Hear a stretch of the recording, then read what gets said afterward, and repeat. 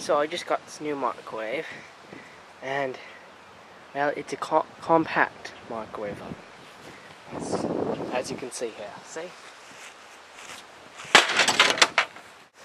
That's pretty compact, don't you think?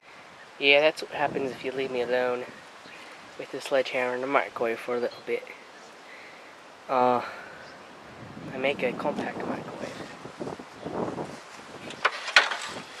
Space saving too.